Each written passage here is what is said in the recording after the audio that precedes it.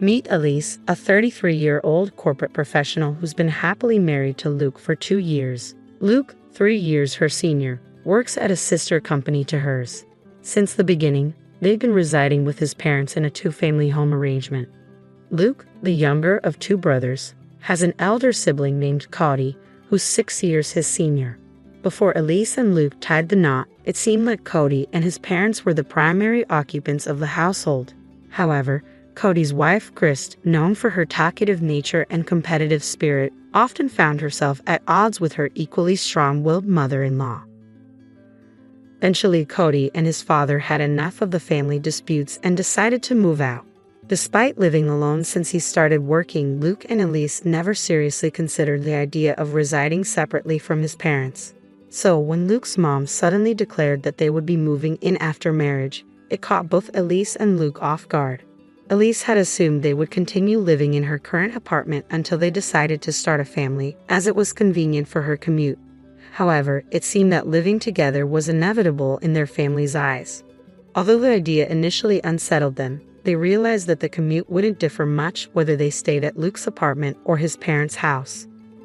Besides, the ancestral home, crafted by Luke's grandfather, boasted both a main house and a guest house, promising ample privacy. Reluctantly, they agreed to move in. However, Elise soon found herself regretting the decision. Luke's mother, in her mid-60s, began complaining about back pain and dizziness, leaving all household chores from cleaning to laundry and shopping squarely on Elise's shoulders. As a full-time worker, even sharing chores with Luke barely managed to keep our lives and his parents' lives in order. Then, an unexpected financial burden hit us. Firstly, the guest house needed serious renovations. Initially appearing livable from the outside, stepping in revealed a dire need for more than just patch jobs. The bathroom, kitchen, roof, floors, everything showed significant wear and tear. Yet it was our space, and naturally, we committed to paying for the renovations. What caught us off guard was when my mother-in-law demanded the same renovations for the main house upon seeing the newly refurbished guest house. It seemed inconceivable to fix up our space and leave them in a rundown place. However, we couldn't afford to do everything all at once. Why is Elise working then? To support us, her in-laws? My mother-in-law questioned. Exactly, Luke, we blessed you with marriage. You should serve us in return.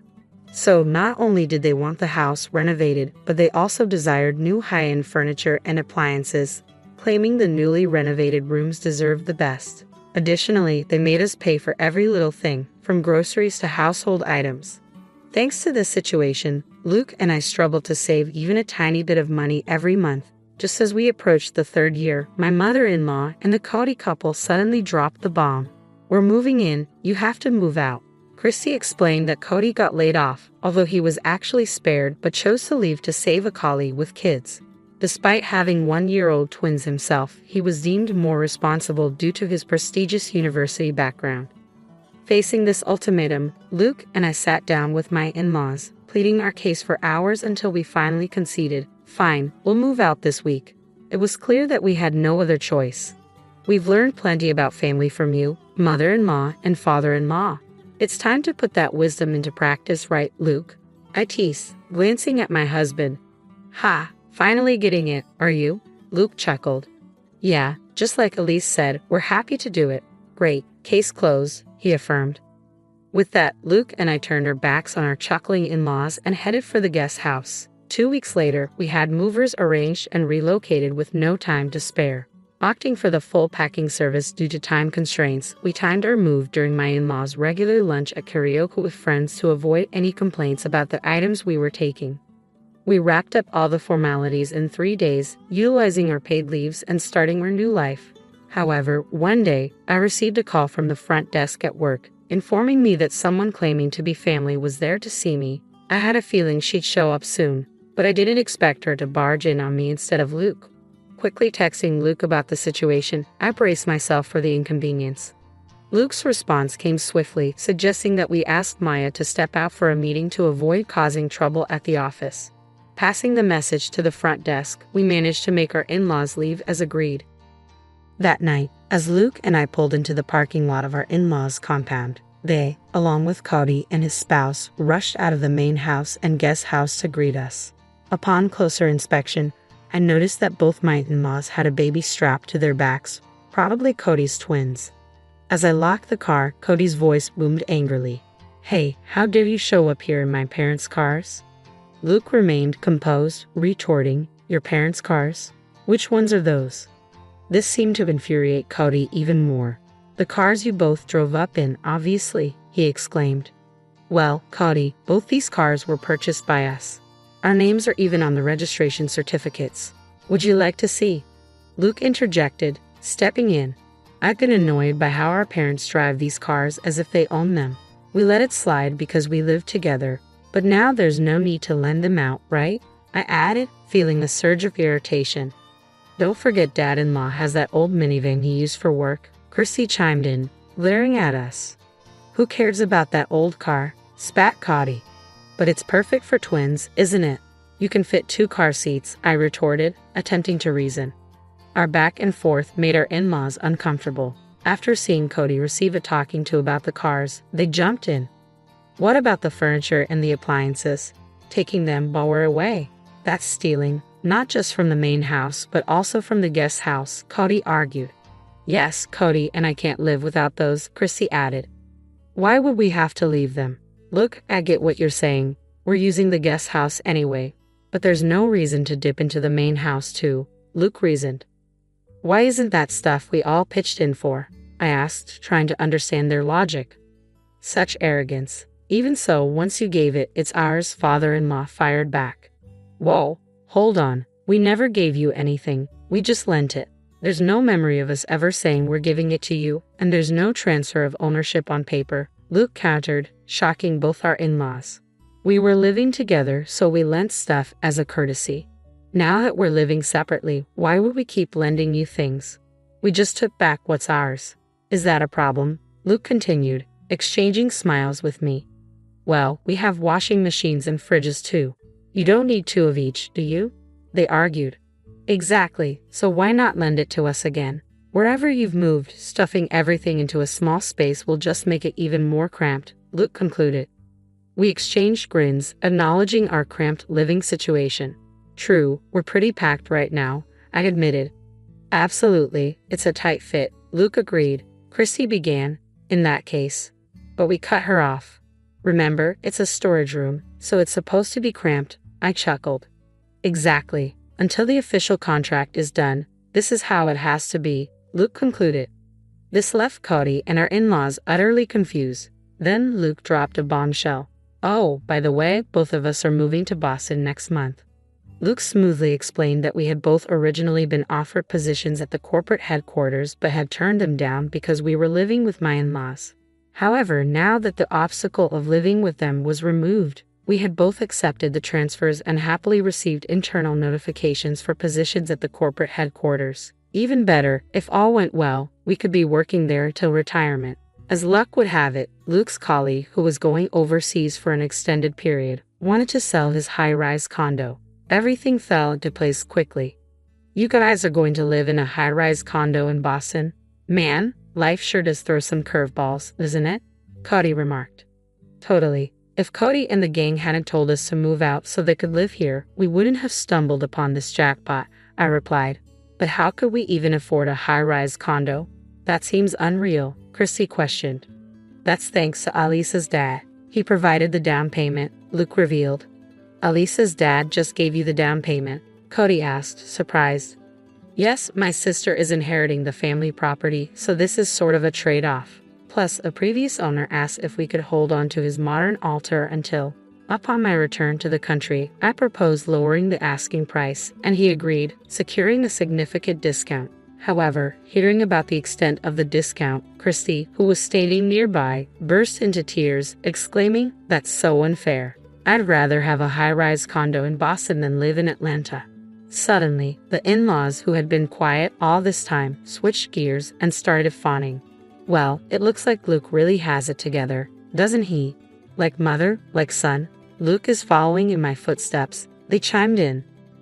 Ignoring their comments, Luke turned to me and said, "Living in a high-rise in Boston, everyone's going to be so jealous. When are you moving? We must visit. If we're going to Boston, you should come too," I suggested. The idea seemed to intrigue them. However, the mood shifted when Cody and Christy stopped their arguing and snapped at the in-laws. "What are you talking about? Cody's being downsized, so you're going to have to support us. Plus, until I find another job, Christy will have to go back to work early from her parental leave. You'll have to take care of her household chores and the twins," they confronted. As tension mounted, Cody and Christy marched up to the in-laws who were carrying the twins. The babies, sensing the tension, started crying, waking up the entire neighborhood. Noticing the neighbors gathering at a distance from the garage, the in-laws turned beet red. Luke finally intervened, addressing Cody and the others. "Stop just standing there. Exactly, these guys are trying to take advantage of us, your parents." Luke's laughter echoed as he continued. "So, this is like a battle of wits between a raccoon and a fox, huh?" Turning to the bewildered faces around him, he grinned and explained, "If both couples, us and you, don't work, our family finances will collapse next month." Fuming, Christy asked what this meant. I chimed in, "Christy, you thought if Cody lost his job and you moved into the in-laws' rental home, you could just push the utility bills and groceries onto them, right?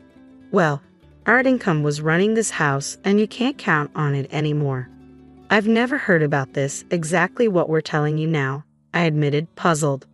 "Oh, and you'll also need to help with the mortgage payments for the house renovation. It's in father-in-law's name," Luke added. "Why is it in his name?" I questioned, catching the in-laws off guard. Luke took over, explaining, "I wanted the loan in my name since I was paying for it, but Dad insisted it would be shameful. So we used this property as collateral. Until now, we've been transferring money into Dad's account to cover the loan. Cody, you'll need to chip in starting next month." Of course, the in-laws and Cody were against it, but Luke firmly declined to continue payments. "We're going to give up the inheritance. So Cody, as the one who will inherit, you better take good care of your parents and the family home," I firmly told him. "But children are still obligated to take care of their parents, right?" my mother-in-law insisted. Luke brushed it off, saying, "Well, considering we've been covering your living expenses and loan payments for the past 2 years, I'd say that pretty much balances out any future caregiving costs I'd have as a son, don't you think?" "Let's go home, love," Luke said, looking at me. "Goodbye, everyone. I doubt we'll meet again." "Take care," I said, bidding farewell.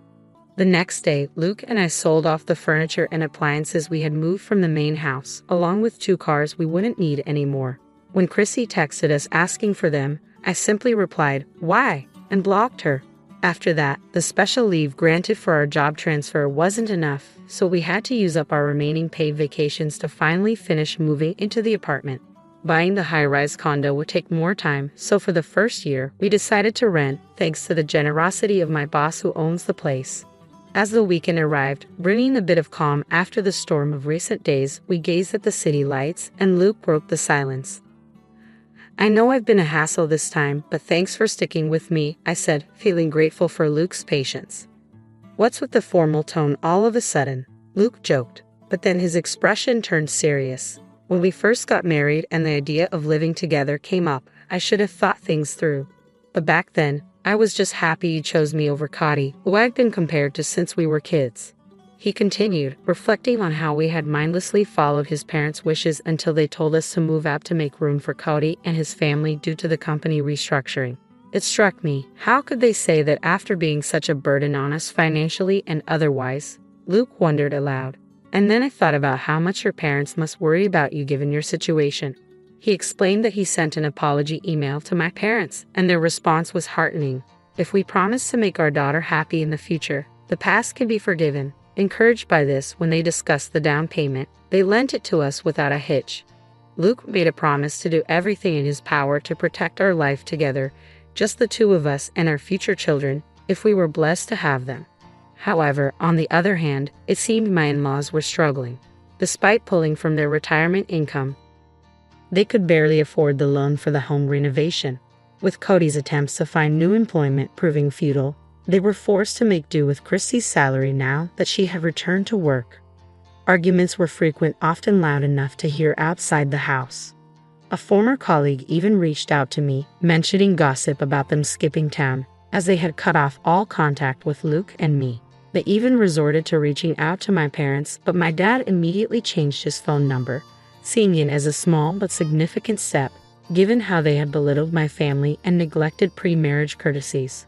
Now, they had almost no way to get in touch with us. What goes around comes around, I mused. My name is Angelique, and I've just graduated from college. I'm a newbie at my job, undergoing the standard new employee training, akin to orientation, on my day off. My best friend, whom I've known since kindergarten and all through high school, asked me about it with curiosity. Though we attended the same college, we pursued different majors. She continued on to grad school, so she's keen on my transition into working adult life. You won't believe it, I said, recounting my experience. We start with a morning run every day as part of building our stamina. Really? Everyone, she exclaimed, evidently surprised by the rigor.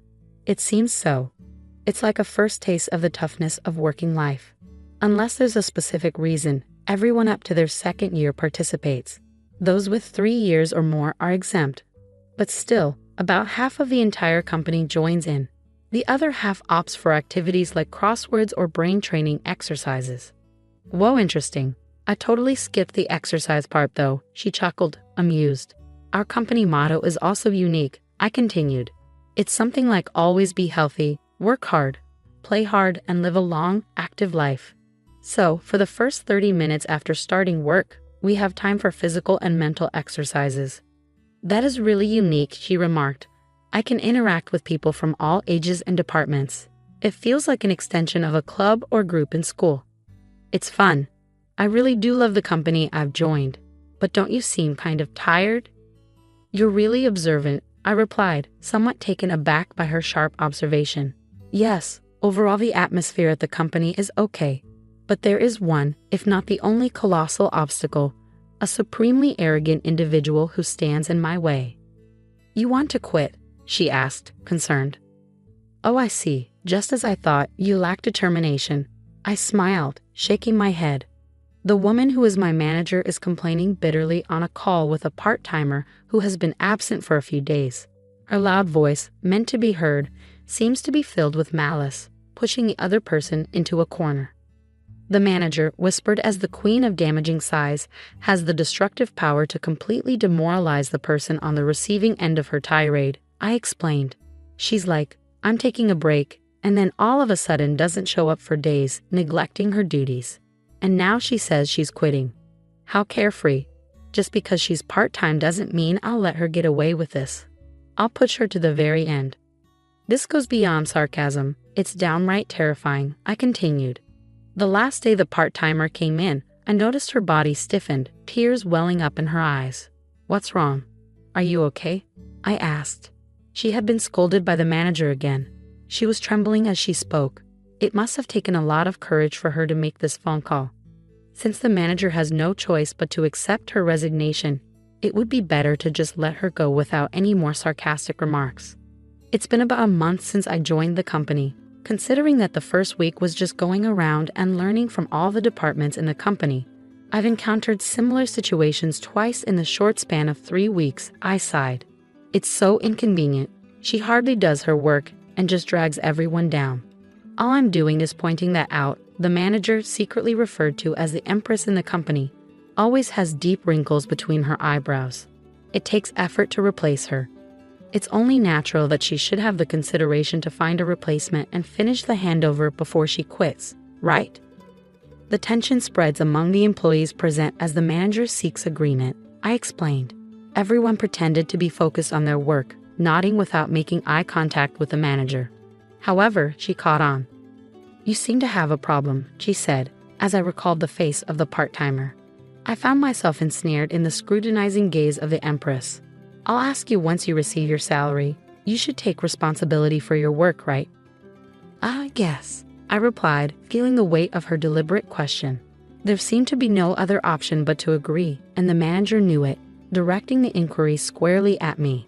Do you think it's okay to act selfishly in the workplace? She continued. No, but selfishness is the enemy of work, right? I started to argue back, but her loud voice cut me off. In the end, I wasn't allowed to say anything. I regretted my inability to intervene for the crying part-timer and that I simply let the manager have her way. That's bound to stress you out. I'm sorry, I just keep complaining. I was supposed to be bragging about the company, but before I knew it, it was all just one-sided complaints. I lamented to my friend. It's okay, you can't keep things bottled up, and it's not your fault. If you resist too much, you'll be the next target. A manager who mixes up power and authority is the worst. Be careful not to get on her bad side, okay? She warned, offering solace. Thanks, I replied, feeling grateful for her understanding. Then I broached the main topic about the trip. I think I can cover the cost with my part-time job savings from college and my first paycheck. I'm thinking of taking my grandparents to the resort you told me about before. Do you think they'll be pleased? This was the real issue I wanted to discuss. She was well informed about traveling, having done so extensively with her family. Of course, the end is one that even my picky grandmother was completely satisfied with. You can't go wrong, she assured me with a smile. I'm glad. I really want to make it a good memory since we're doing it, I expressed, feeling relieved. I had been planning a trip with my grandparents using the money I had diligently saved up. They were the ones who raised me in place of my parents who passed away when I was young. I wanted to give something back to the two of them who always put me first and supported me, so I had been saving money from part-time jobs since my college days. Seeing my friend smile, my cheeks also relaxed. However, it was Friday afternoon, the day before the trip. I was summoned by the manager and approached her desk. Classify these by category and analyze them. They're documents to be used at the beginning of next week, she instructed, her lips adorned with unusually bright lipstick and a smug smile etched on her face. I blinked in surprise as I saw the pile of thick documents before me. You want me to analyze this by the end of the break? I asked, incredulous. There were several binders, each one incredibly heavy, and they were all disorganized. Just sorting and classifying them alone would likely consume the entire day, let alone analyzing them on top of that. To my bewilderment, the manager responded with a victorious air. I'm glad you understand my orders. You've been ignoring instructions recently, you see. Unable to hold back the unreasonable accusations, I decided to stand my ground. I hate to point out, but it's Friday and there are barely 2 hours left until the end of the day. It's simply impossible to finish these documents by the beginning of next week. I attempted to remain calm, but ever since our part-time worker left, the manager seemed to have singled me out for intensified harassment. She excluded me from office memos, issued incorrect instructions, and then blamed me for misunderstanding. On top of that, she dumped an unmanageable amount of work on me, which clashed with my long-awaited vacation plans. It seemed like my objections didn't bother the manager at all. You're going to use it at the beginning of the week, right? It's fine if you come in over the weekend to finish it. Oh, and just to let you know, these documents are confidential, so don't take them home. Please, wait a second. I tried to argue, but the manager interrupted. I have a meeting soon, and I'm leaving directly from here today, before leaving the pile of documents on the desk and walking out. The next day, my planned trip with my grandparents lay under the expansive sky. As they noticed my stifled yawns, they grew concerned. Are you okay? Staying up all night and then going on a trip? Maybe we should have canceled. I'm fine, don't worry. I was really looking forward to this trip today, I reassured them. Yeah, I could sense their worry knowing I had worked all night and rushed home just in time for our departure. I couldn't let my fatigue dampen our special trip. No, this won't do. It's a special trip, so I have to make it enjoyable. I mustered up some cheer and directed a smile toward my grandparents. Look at this view, it's amazing. The sea is so beautiful. Don't worry about me. I worked hard so that I could enjoy delicious food, soak in the hot spring, and sleep soundly on a fluffy bed. My attempt at lightheartedness seemed to relax them, and they began to enjoy the scenery with relieved expressions. But amidst the enjoyment, a nightmare awaited me. Did you finish the job I asked for? You didn't quit, did you? A familiar voice startled me as I strolled alone in the inn after checking in. Why here of all places? I muttered to myself, but the manager, seemingly reading my thoughts, snorted and left. I ruined your weekend to teach you a lesson. I thought it was unlikely, but as I thought, you ignored my instructions, didn't you? The manager's words felt like a curse, and I was overcome with dizziness. The thought of being given work to ruin my vacation filled me with anger. But how did you know about my plans? I asked, astonished. You were chattering away during break time. Where are you going? When are you going? Oh, I'm so jealous. You were so pleased being praised by everybody. It was hilarious, she replied casually, revealing her eavesdropping habits. Realizing that my innocuous chats with colleagues were being carefully listened to, I felt the chill. Besides, I'm surprised. This ain't as too good for you, she continued, her tone dripping with disdain. Excuse me? I responded, confused. You don't get it. It's an eyesore to see commoners wandering around. Look, there's a rundown inn next door that's more your style, she sneered. I don't understand what you mean. I know you find me an eyesore, but the rest is just insults and harassment, right? I retorted, feeling my anger rise. Just as my frustration reached its peak, a voice of support came from behind me. Is that what this is about? My grandparents had arrived, standing by my side. The people whom I thought were peacefully drinking tea in the room were suddenly standing behind me. Judging from their expressions, they must have overheard almost all of my conversation with the manager. This is, I began hurriedly, but my grandfather cut me off and addressed the manager. Nice to meet you. I'm Angelique's grandfather and have been her guardian for many years. Perhaps it's quicker to tell you that I'm the honorary chairman of the trading company that was discussing a deal with your company the other day. At those words, the manager's face turned pale. The honorary chairman of the industry, but your name is different from this employee's. Yes, she goes by her maternal family name. Otherwise, she would be viewed differently as a member of a famous company's founding family, right? My grandfather explained calmly. I don't want my precious granddaughter to have a tough time at the company where she works. I'm terribly sorry, I had no idea. The manager stammered, her face growing even paler. Do you think ignorance excuses rudeness? My grandfather queried. In contrast to my grandfather's calm demeanor, the manager was sweating profusely and frozen in place. I'm afraid I'll have to ask you to relay a message to your company CEO. I'm not interested in doing business with a company that has a manager like you. Well, wait a minute, please, the manager exclaimed, but my grandfather ignored her pleas. My granddaughter joined a company with a great motto: stay healthy, work hard, play hard, and live a long life. I thought the existence of quirky managers was necessary for the growth of the company. But your personality and behavior are harmful, he concluded. If you disagree with what I say, you can ignore it or spread bad rumors about me. My granddaughter has been recording all of this with her camera. Let's see whose side the world is on. With that, he left the scene. As my grandfather had said, I had been recording from the beginning of the trip with a camera hanging around my neck, capturing memories with my grandparents. I had forgotten, but the camera was still rolling at that moment. I began, uncertain of how to react.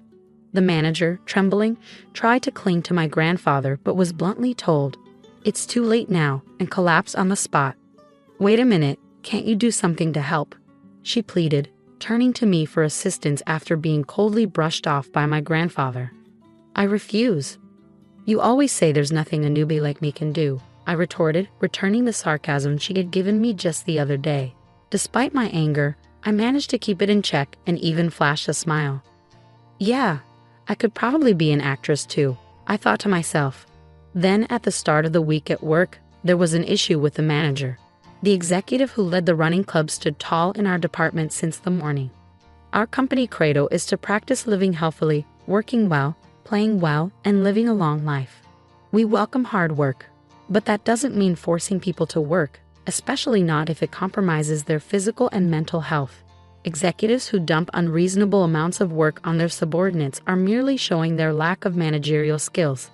The managing director's voice echoed throughout the floor. Excuse me? The manager, seemingly taken aback by being attacked first thing in the morning, was about to ask something calmly while clenching her fist. But the executive continued, Here, we have the time cards from last Friday to today. There were 5 employees who came to work on Friday and stayed until Saturday morning. 3 people worked on their days off on Saturday and Sunday, and this morning, Angelique came in early.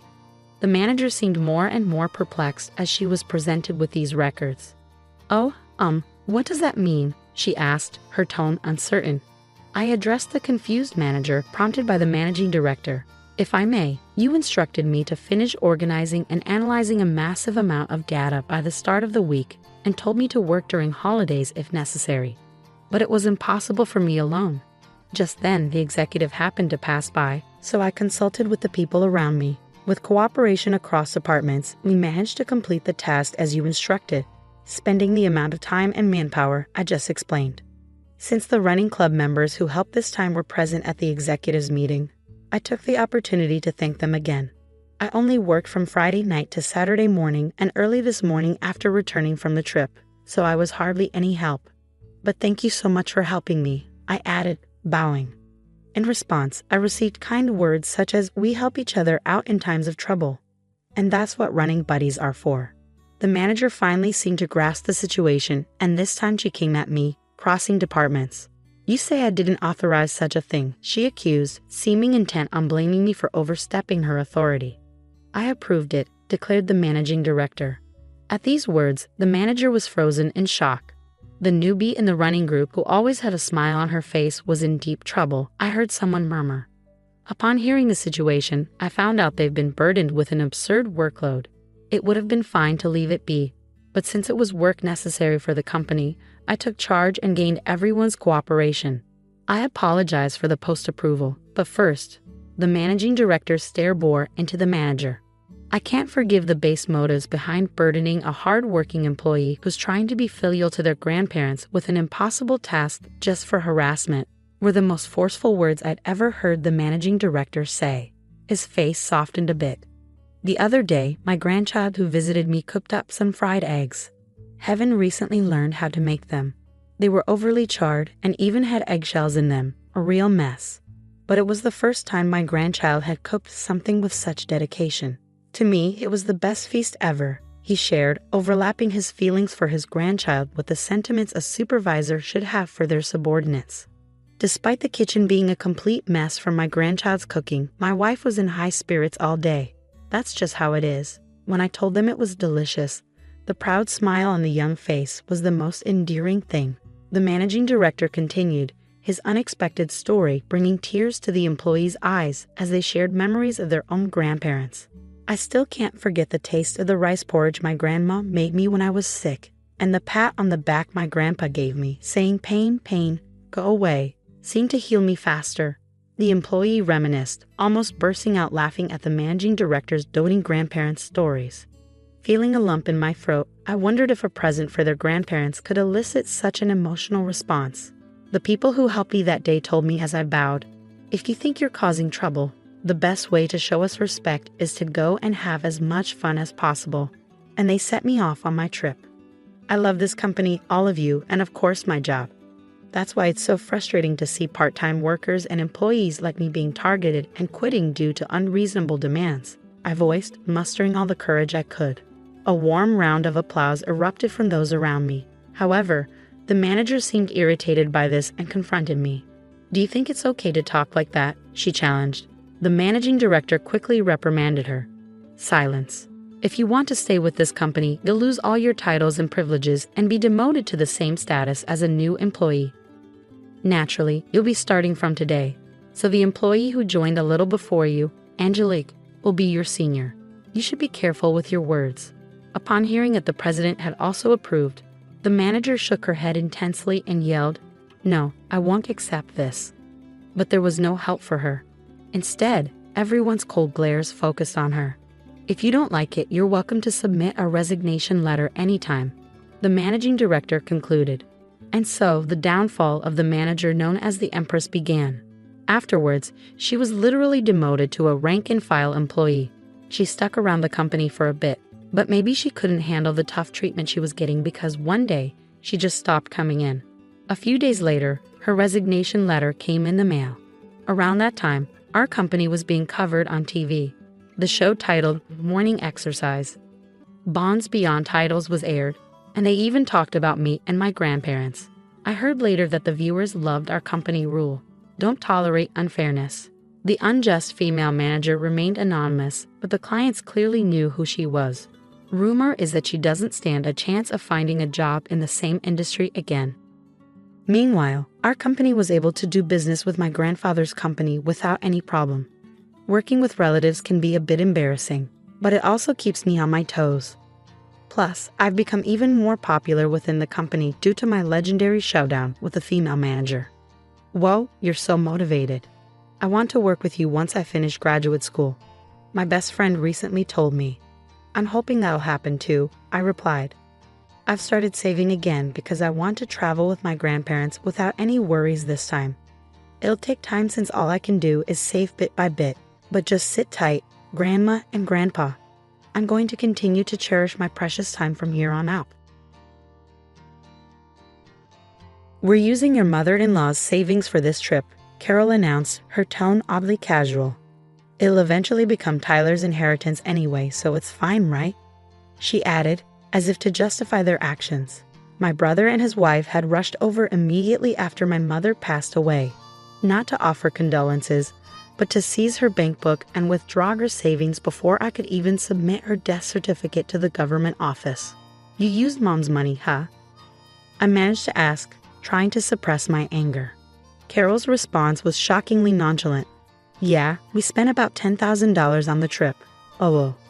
The audacity of my brother and his wife, conspiring to use my mother's money without permission, made me furious for a moment. But then I remembered something.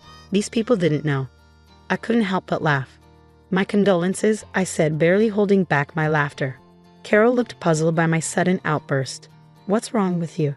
Did the shock of us using the money make you go crazy? Of course, I wasn't going crazy. I just couldn't help but laugh when I imagined the surprised faces of my brother and his wife when they found out the truth and faced their miserable fate. Their carefree days were probably numbered. I am Samantha, a very ordinary office worker raised by kind parents. My parents were always good-natured, constantly thinking about what they could do for others. Their kindness sometimes led them to being deceived or burdened with unfair responsibilities, but I admired them nonetheless. However, my brother Tyler had a completely different personality. He was always calculating what was beneficial for him and acted accordingly. To him, our parents, who would go out of their way to help others, were incomprehensible. As Tyler grew up, his rebellion against our parents intensified.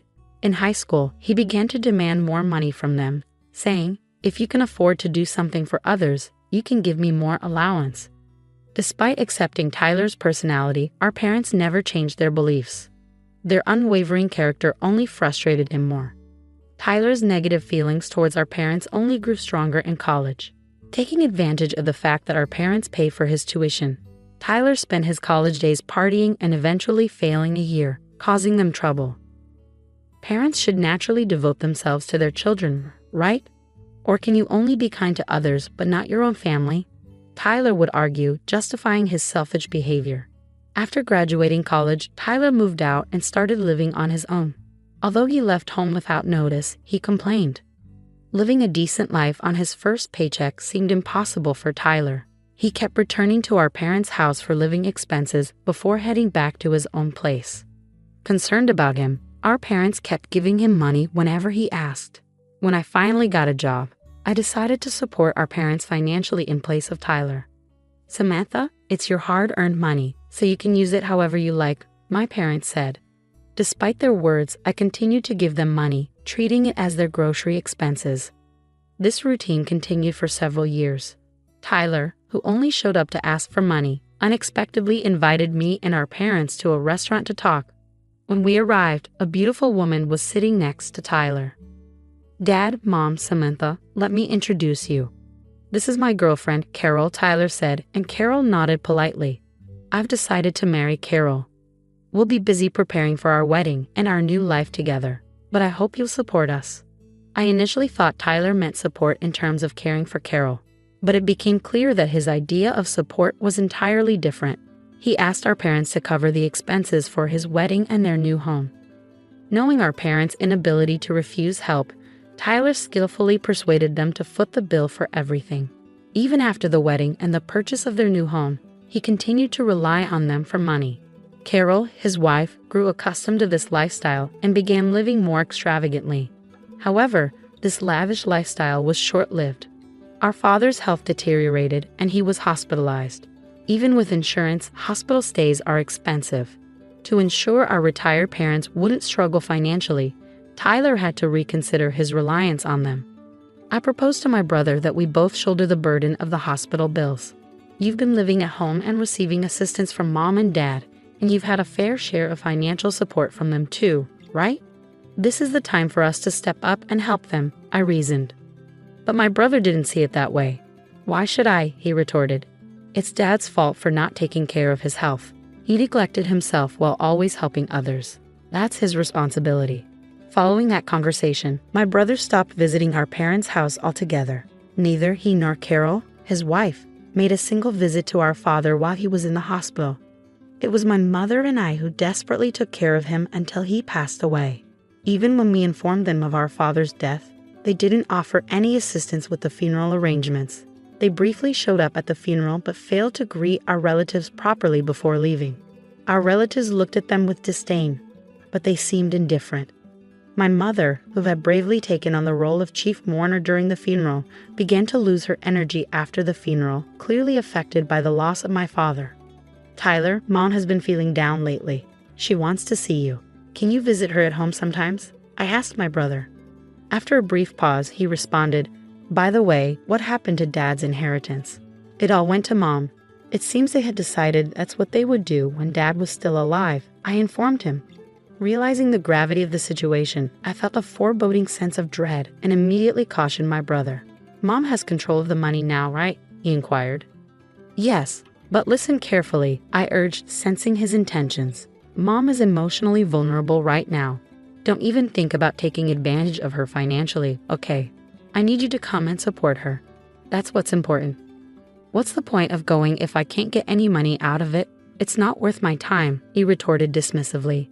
Despite my insistence that we wouldn't be providing him with any financial assistance, my brother never set foot in our parents' house again. Then, just 6 months after our father's passing, our mother also succumbed. Despite her weakened state, my brother showed no concern. Upon learning of her death, he hurried back to our parents' house.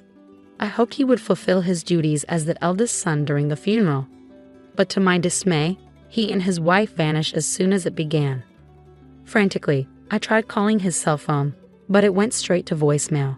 In the end, I assumed the role of chief mourner in his absence, managing to navigate through the funeral proceedings alone. Several days later, I finally managed to get in touch with my brother. Samantha, this is Carol, came the voice on the other end. Where's Tyler? I asked anxiously. He's busy with boarding procedures and can't come to the phone. Carol replied casually. Boarding procedures? Where are you? We're at JFK Airport. We're leaving the United States in a few hours. Lol. My heart sank as I processed the revelation. You're leaving the United States and going abroad? Yes, we're going on an international trip, Carol confirmed, devoid of any hint of remorse or regret.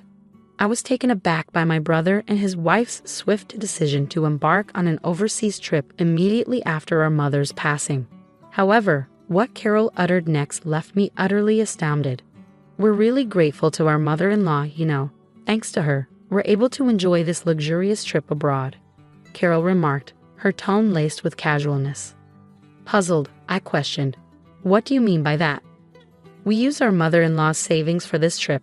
After all, it was going to be Tyler's inheritance anyway, so why not use Mom's savings?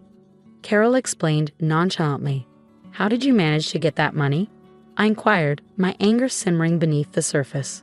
We borrowed her bank book and seal when we visited her house. We knew we wouldn't be able to withdraw money once the death certificate was submitted, so we hurried, Carol confessed, revealing the true reason behind their rush to our mom's house after her demise. So you used Mom's money, I stated, trying to contain my frustration. Carol's response was surprisingly blaze.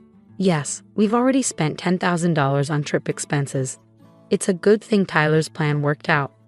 Initially, I was furious at the audacity of my brother and his wife for dipping into our mom's savings without permission. But then, a realization struck me. They didn't know. I couldn't help but chuckle inwardly. Serves you right, I thought to myself. Perplexed by my sudden outburst of laughter, Carol questioned, What's wrong with you? Did the shock of us using the money make you lose your mind? Tyler is the eldest son, so it's natural for him to inherit more, right? I responded between laughs. Sure, that's fine. I'll give up my inheritance so Tyler can inherit everything. That was your plan all along, wasn't it? Upon hearing this, Carol's demeanor shifted to one of delight. Oh my, you're quite understanding, huh? By the way, please make sure to arrange for all of Mama's mail to be sent to your house from now on. Don't worry, it's a simple task. I'll let Tyler know, she concluded cheerfully before hanging up the phone. I didn't hear from my brother again until they returned from their trip. Samantha, Carol told me you're giving up your inheritance, my brother stated as soon as he called. Yes, but more importantly, did you handle the mail forwarding for Mom's mail? I asked. Yeah, I took care of it as soon as we got back, he replied. But to know you're not going to change your mind later, are you? You won't say you should have inherited after all? I inquired. Of course not. I still believe my decision was the right one, he'd affirmed confidently. Well, it's only right that I, the eldest son, inherit everything, he added with a chuckle before ending the call.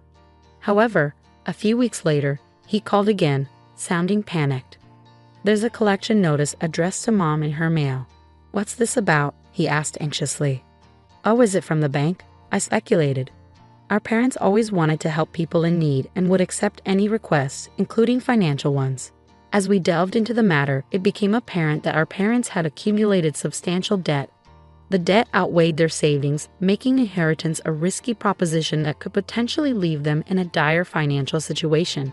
Did you know about this? My brother accused, his voice rising. You knew Mom had debt, right? Why didn't you say anything? There was no point. What you're saying is meaningless, I retorted. If I had known, I would have given up the inheritance too. That's impossible, he exclaimed. Why the hell is it impossible, Tyler? You took money from Mom's bank account to go on vacation, didn't you? I countered. So what? What does that have to do with giving up the inheritance? He shot back. It's a big deal. What you did is considered a tacit acceptance of the inheritance, I explained. It's a legal concept. Let me break it down for you so you can understand. I explained to my brother that by withdrawing money from our deceased family member's account for his own use before the inheritance process, it was legally seen as a tacit acceptance of the inheritance. I have never heard of such a thing, he rebutted. Of course not, I replied. Not many people would even consider using a deceased family member's savings for their own selfish desires, so it doesn't come up in conversation. You're just making stuff up because you want the inheritance for yourself. I have a lawyer friend, you know. They'll find out if you're lying, my brother threatened before abruptly ending the call. Later he called back, but this time, his bravado was replaced by a sense of resignation. Samantha, you were right. I can't give up the inheritance now, he admitted. It seemed his lawyer friend had given him the same answer I did.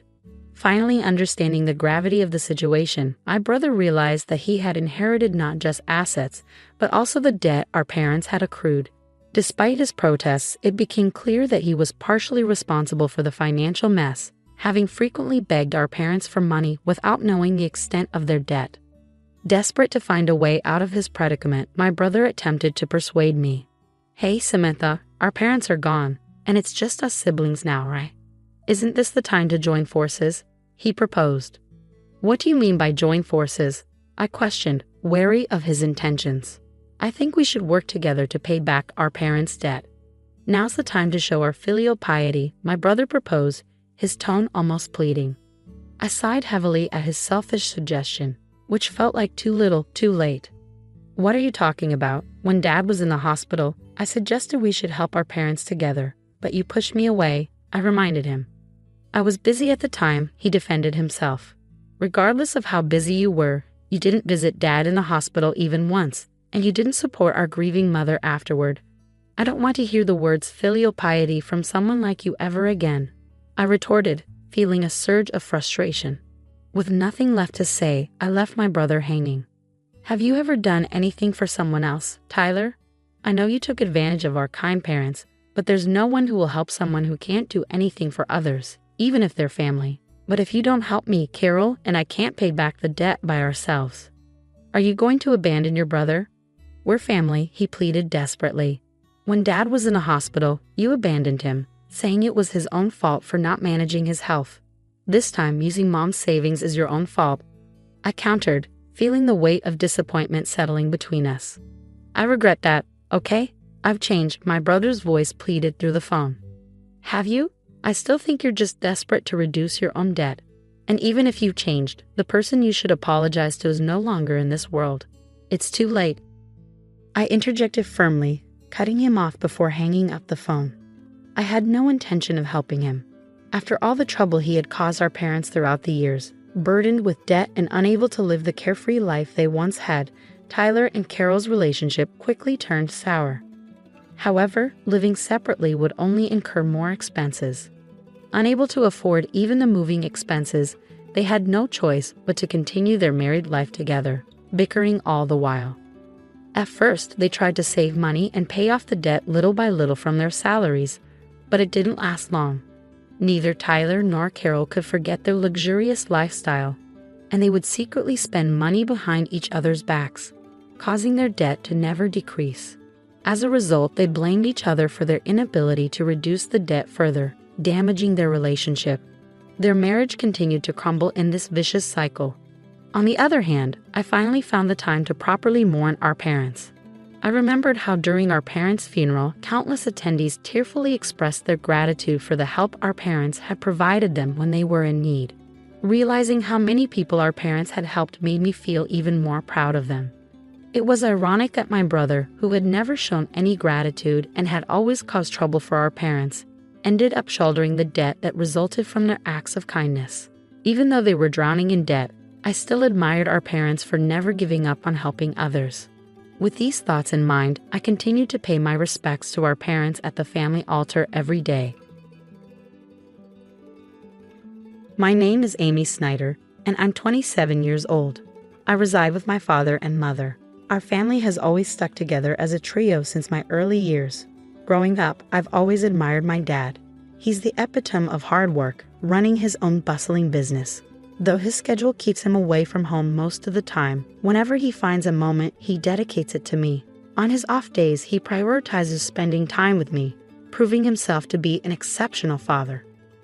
My mom, however, paints a different picture. As far back as I can recall, she has never been employed. While she tends to household matters, she's never lent support to my dad's business or pursued a career outside our home.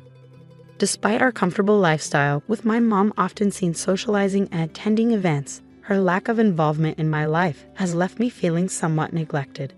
There were moments of profound loneliness, but my dad's unwavering presence always filled that void.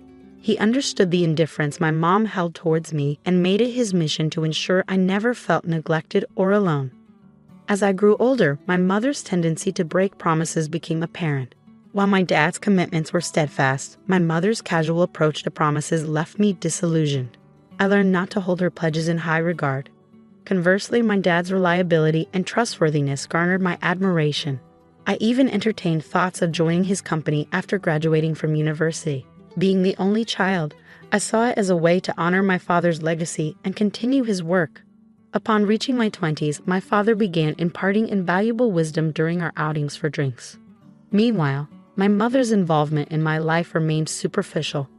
The only time she interjected was during my sophomore year of college when I expressed my desire to join my father's company. "Dad, I want to work at your company after graduation. I'm already preparing for it. I want to follow in your footsteps someday," I announced eagerly. "Amy, are you sure about that? A girl doesn't need to pursue such endeavors." My mother intervened, her words dripping with traditional expectations. "Why not? I want to work hard like Dad," I insisted.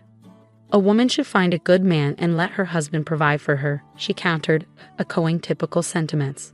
Disheartened by her lack of understanding, I chose not to engage further. I refused to live a life tethered to someone else's ambitions, mirroring my mother's existence.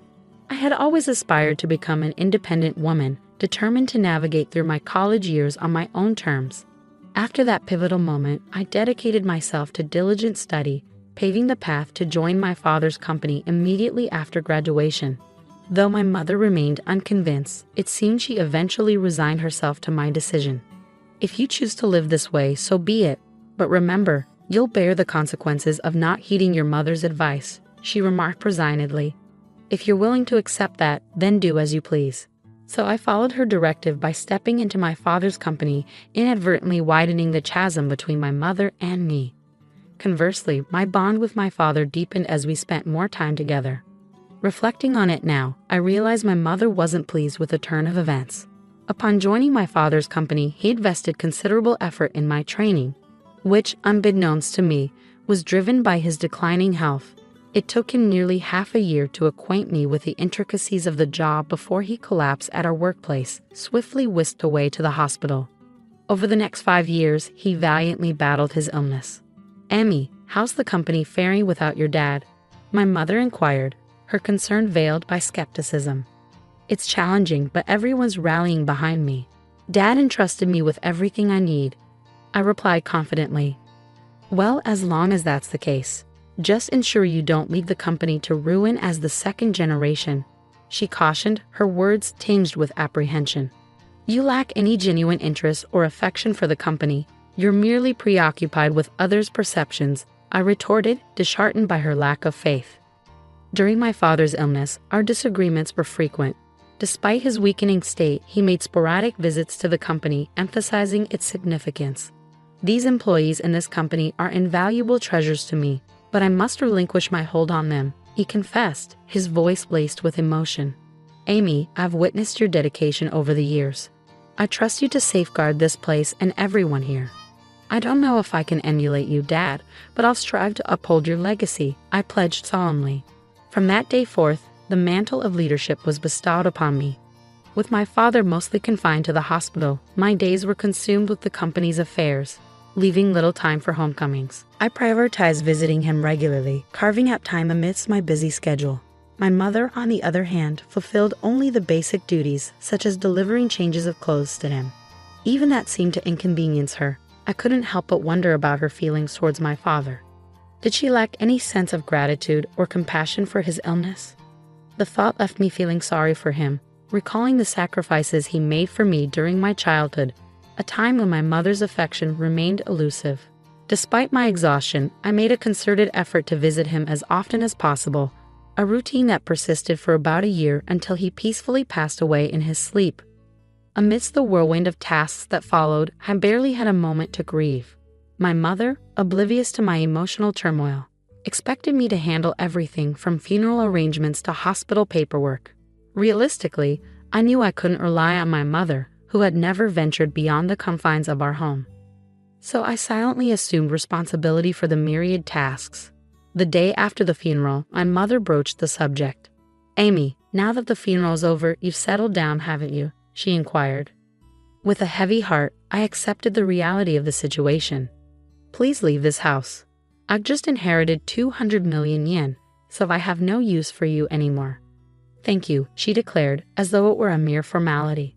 Her words stung, but I had anticipated them. Further discussion seemed futile.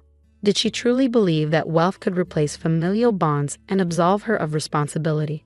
With a multitude of questions swirling in my mind, I made the decision to depart.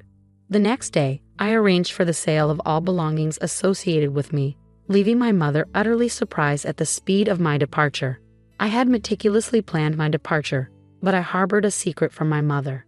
Despite her claim of inheriting 200 million yen, my father had entrusted all financial matters to me, designating me as the sole inheritor. Not a single yen remained for my mother, a decision my father made adamantly while he was still in good health. "Your mother lacks the understanding of money management or prudent spending. I want you to provide her with monthly household expenses," he instructed me. "If she receives a lump sum, she's likely to squander it immediately. If she protests, refuse to give her a penny." Though my father's last words were spoken in jest, he handed me an SD card containing a video message addressed to my mother. While I never envisioned showing it to her, recent events suggested its necessity might arise sooner than later. After my departure, I anticipated my mother would reach out to me, but her summons came sooner than expected. "Come home immediately," she demanded over the phone. "I'm working, Mom. What's the matter?" I replied, feeling a pang of annoyance. "I just need to talk to you." "Please come quickly," she insisted. With a sigh, I reluctantly headed back to our family home, clutching the SD card in my hand. As soon as my mother laid eyes on me, she launched into accusations. "You absconded with all of your father's inheritance, didn't you? I knew something was amiss when you left so abruptly. Hand over your father's inheritance to me now," she demanded, her greed palpable. "How selfish can you be? You can't even fulfill your duties as a mother," I retorted, my frustration simmering. In response, I silently extended the SD card to her. Confused, she inspected it. "What's this?" she queried. "I suppose you don't even know how to watch this," I remarked, masking my disappointment. I retrieved my laptop, inserted the SD card, and played the video. On the screen, my father appeared, as vibrant as I remembered him. I couldn't help but wonder how my mother would react to this video letter. Silently, I exited the room, leaving her to watch it alone. I had never witnessed my mother defy my father before, but now, in the wake of his passing, would his words resonate with her? Upon returning to the room, I found my mother in tears, her emotions laid bare. I was taken aback, my mother, shedding tears over a video of my late father. I was intrigued by the contents of the video letter he had left for her, but hesitated to watch it myself. Consequently, I remained clueless about the cause of her tears. "Mom, are you okay?" I inquired, concern lacing my voice. "Yes, I'll be fine. For now, I understand. I'll adhere to your father's wishes and entrust everything to you from now on. Please, go home for today. Call me once you've had time to gather yourself," she replied, her tone subdued. Sensing her desire for privacy, I left promptly, pondering over how my father had managed to silence my mother. Questions swirled in my mind as I made my way home. Nearly a month passed without any communication from my mother, prompting concern to gnaw at me. During my lunch break, I decided to pay a visit to my parents' house, hoping to check on her. However, she wasn't home. That evening, I returned once more, relieved to find the lights on. "Sorry for dropping in unexpectedly. I came by this afternoon, but you weren't home, so I grew concerned," I explained upon seeing her. "I'm sorry, I was out for my part-time job during the day," my mother explained upon my return. "A part-time job?" I echoed incredulously. My understanding of my mother painted her as someone vehemently opposed to work. How had it come to this? "Didn't you watch that video?" "It was a video letter addressed to you," I retorted, baffled by her sudden change in behavior. "You can take it home." "You should watch it too, Hammy. Can I watch it?" I asked, extending the SD card to her. "Very well," she acquiesced, passing it back to me. Feeling a twinge of apprehension, I returned to the office and settled at my father's desk.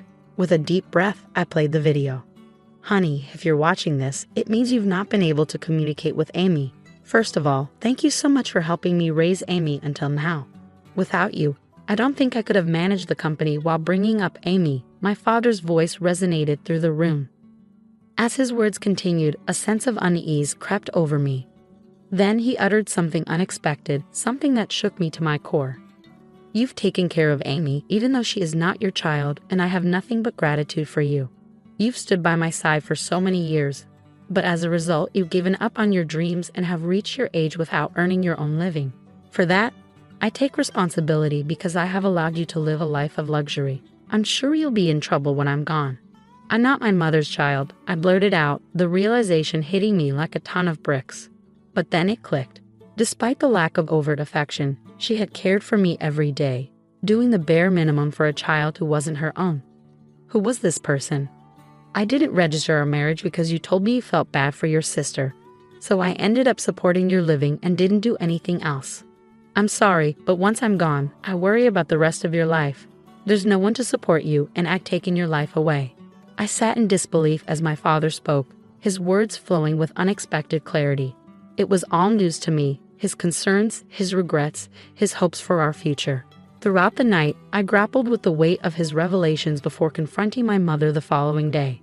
"Mom, I watched the video from Dad yesterday. You know it all now," I began, my voice tinged with a mixture of confusion and realization. "I raised you because I was asked to. That's all," she confessed, her tone heavy with the weight of untold truths. "What happened to my biological mother?" I pressed, seeking clarity amidst the swirling chaos of newfound information. "You were the child of my sister and your father," she explained somberly.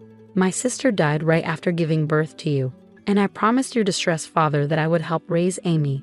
I would become your mother." With her revelation, everything fell into place, even the parts I had previously only imagined. I learned of my mother's sacrifice, how she had set aside her own dreams to fulfill her promise to my father. I recalled how my mother used to work in a diner, her vibrant spirit and dedication palpable. Her dream had been to own her own diner, yet when she chose to become my mother, she shelved that dream. However, inspired by my father's words and prompted by the memory of her deferred dream, my mother made a decision. She resolved to reclaim that dream, embarking on a journey to pursue it once more. Currently, she is undergoing training as a part-timer, determined to turn her dream of owning a diner into reality. I should have done this earlier. Working is fun and suits me.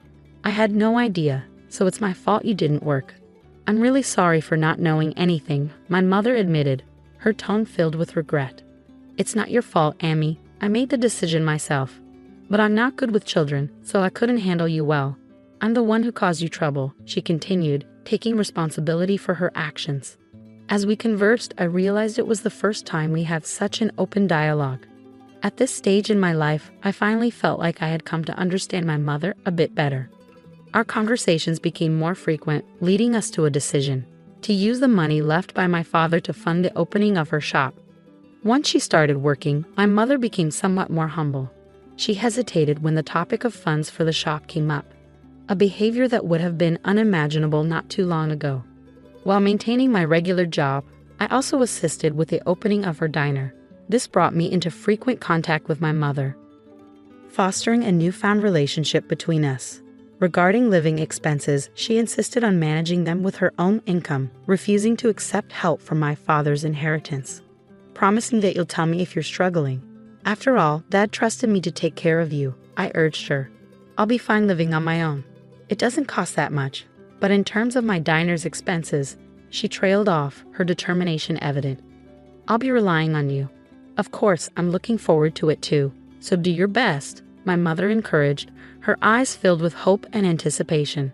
After many years, we finally became a real family, and now we are living harmoniously. She isn't my birth mother, and perhaps it was just the right time for me to learn this truth. Your diner is finally going to open tomorrow. Your dream is coming true, I remarked, filled with pride as I watched her dedication. Seeing you work so hard at that company reminded me of my own dreams when I was younger. I believe that's why I've made it this far. It's all thanks to you and your father. Thank you so much, Mom. I expressed my gratitude, feeling a deep sense of appreciation. Promise me to always be my mom, Amy, she implored, her voice filled with sincerity. From now on, let's get along even better than before. After all, we only have each other, I replied, feeling a newfound sense of closeness. Upon my father's death, the truth was revealed, and I accepted the reality of our situation. Deciding to live on with just my mother and me, I contemplated moving back to my hometown and living together with her again. I don't cook, so my mother is concerned about my poor diet and is supportive of me coming back, I explained, feeling touched by her care. My father would probably be surprised that we're getting along so well. His house, company, and inheritance that he left behind. I'll protect them at all costs while continuing to get along with my mother in order to become a real family, I vowed, determined to honor my father's legacy. We visited the graves of my father and my biological mother, my mother's older sister, to give our daily life updates. After going through the process of adoption, I finally became registered as my mother's daughter, forging a bond that